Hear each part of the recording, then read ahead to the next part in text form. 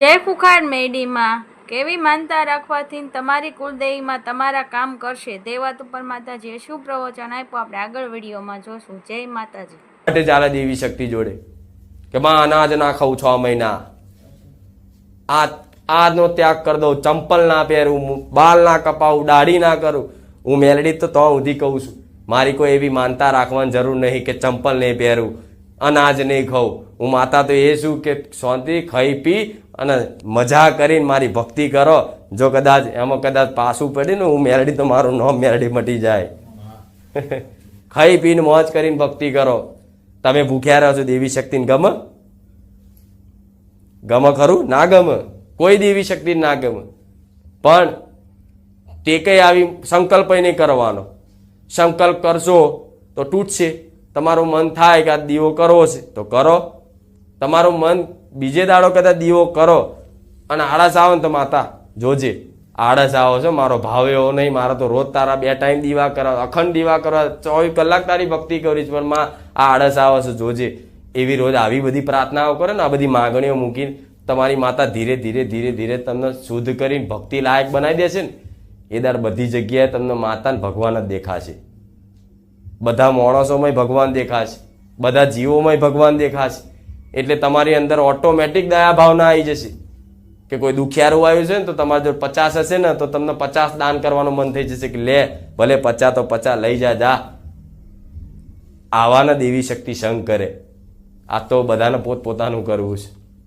અનાજ હોય ને ઘરમાં તો હંગરીને મૂકી રાખશે, હળી જાય ને ઈયરો પડે ને તાર ચારીને કોકને ક્યાં વાલ દો. તો ભગવાને સિસ્ટમ એટલે જ મૂકી છે કે જો અનાજમાં જીવાતો ના મેલી હોત ને તો આવા માણસો છે ને આ પૈસાના ઢગલા કરીને રાખે છે ને, મોટા મોટા ગોડાઉનો ભરીને હંતારીને રાખે છે ને, પેલાના બધાએ બેંકો ભરીને રાખે છે ને, એવી રીતે અનાજોની બેંક હોત. પણ ભગવાનનો એક ઉદ્દેશ્ય હંમેશા, ભગવાન માટે દરેક જીવ જંતુ એના માટે એના દીકરા છે, એના અંશ છે, એ બધા માટે હરખો ભાવ રાખે છે. ચાહે કીડી હોય, ચાહે હાથી હોય, જાનવરો હોય, પશુ હોય, ચાહે મનુષ્ય હોય, એને કોને બધા હરખા. દેવી શક્તિ નહીં, તે પશુ પક્ષી બધા એના માટે હરખા. તો ભગવાનનો ઉદ્દેશ છે કે કીડીને કણ અને હાથીને મણ મળવું જોઈએ. તો કદાચ તમારા ઘેર માતાની કૃપાથી જો કદાચ આવી રીતે અનાજ આવતું હોય તો થોડું છે ને દાન કરો ને, કોઈ દુખિયારાને, કોઈ ભૂખ્યાને, કોઈ નોંધારાને. તો છે ને આ તમે ભગવાનના ઉદ્દેશમાં એક સત્કાર્ય કર્યું કહેવાય. આમાં તમારી કુળદેવી એટલી બધી પ્રસન્ન થઈ જશે ને કે તમારે ચોય દુનિયામાં ચોય ખોરવાની ભટકવાની જરૂર નહીં પડે. ભળ્યા ભંડાર રહેશે. તમે થાકી જશો, ખાઈ ખાઈને થાકી જશો, ઢોરી ઢોરીને થાકી જશો ને તો એ કોઈ દર જગતમાં પતવા ના દે, એનો માતા કહેવાય. પણ આજ તો બધાને પોતપોતાનું કરવું છે. સેવા કરવી નહીં, સેવા લેવી જ છે. બસ મારી સેવા કરો, મારા હાલ કરવી. દુઃખ પડે ને તાર મારા પારે આવ, માડી આટલાની સેવા કરી દઈશ, આ કરી દઈશ.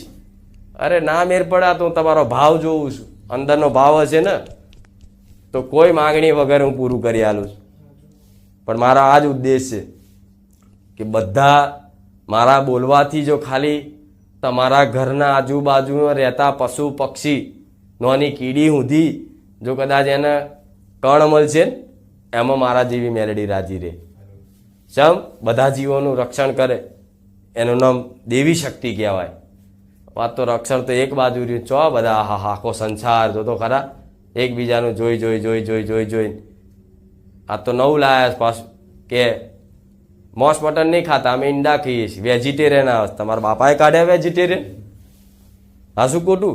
તો આ બધા તર્ક બુદ્ધિ વાપરીને તમારી બુદ્ધિ ના દોડાડશો. ભગવાન ગોડો નહીં, માતા ગોડી નહીં, અને બધી ખબર છે.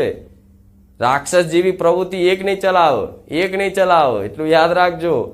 કદાચ થતી હોય ને તમારા કોઈ પૂર્વ અભ્યાસના કારણે, પહેલા જે તે અત્યાર સુધી તમે 35-40 વર્ષની ઉંમર હોય, તમે 35-40 વર્ષ સુધી ખરાબ જ બધું કર્યું છે, ખરાબ જ વિચાર કર્યા છે, વર્તનો ખરાબ રાખ્યા, સ્વભાવ ખરાબ રાખ્યો છે. હવે તમે માતા નવી નવી ભક્તિ કરો ને એક દાડામાં સુધરવા માંગો ના સુધરાય. એના માટે અભ્યાસ કરવો પડે. રોજ છે ને રોજ માતાના આવા મારા જેવી માતાનું પ્રવચન હોય, માતાને કોઈ ગીત હોય, ગરબા હોય કે કોઈ ભગવાનનું ભજન હોય, એવું ભજનમાં છે ને મન લગાવવું પડે. તારે આ શુદ્ધિકરણ થશે. એમને એમ થશે? તમારી આ આંખોથી જોવા માંગતા હોય ને મને, તો આ આંખોથી તો ચૂંદડી દેખાશે, મારો દીકરો દેખાશે, આ ગાદી દેખાશે, બીજું દેખાશે નહીં.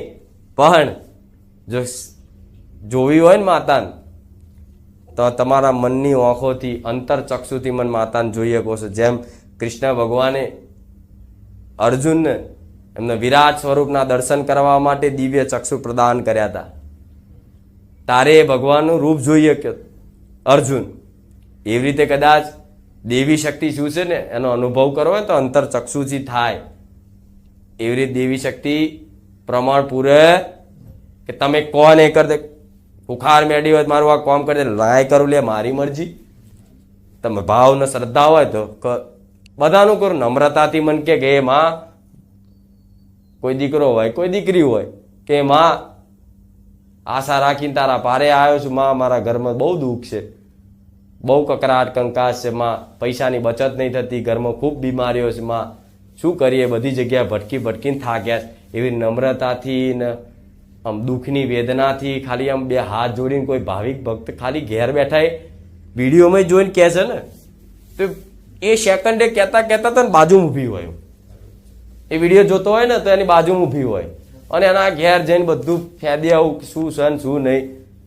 પણ હજારો ગુના હોય, ઘરમાં પવિત્રતા ના જળવાતી હોય. હું વિચારું કે આના ઘરમાં પવિત્રતા નહીં રહેતી, રહેણી કહેણી નહીં રહેતી, દેવી શક્તિ ચોથી રે? લક્ષ્મી ક્યાં ટકે? જ્યાં ચોખ્ખાઈ પવિત્રતા હોય.